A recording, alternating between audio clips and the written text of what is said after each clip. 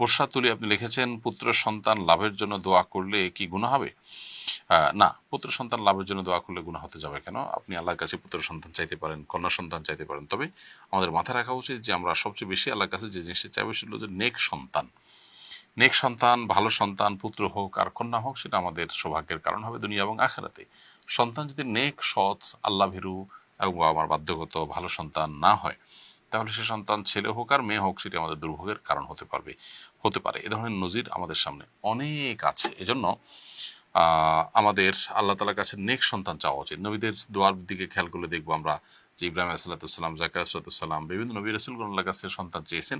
সেখানে কিন্তু তারা ছেলে বা মেয়ে এটা না চেয়ে কমন ভাবে আল্লাহ তাআলার কাছে নেক সন্তান চেয়েছেন। রব্বি হাবলি মিনাস সালিহিন, রব্বি হাবলি মিন লাদুনকা যুররিয়াতান তাইয়্যিবা ইন্নাকা সামিউদ দুআ। এই সমস্ত আয়াতের অর্থ হলো, খোলাসা অর্থ হলো যে আল্লাহ আপনার পক্ষ থেকে আপনি আমাদেরকে নেক সন্তান দান করুন, নেক বংশধর দান করুন। এখানে নেক বা ভালো সন্তান বলতে ছেলে হোক মেয়ে হোক, মানুষটা যেন ভালো হয় সেটা আপনি দান করেন, সেটাই হলো মুখ্য।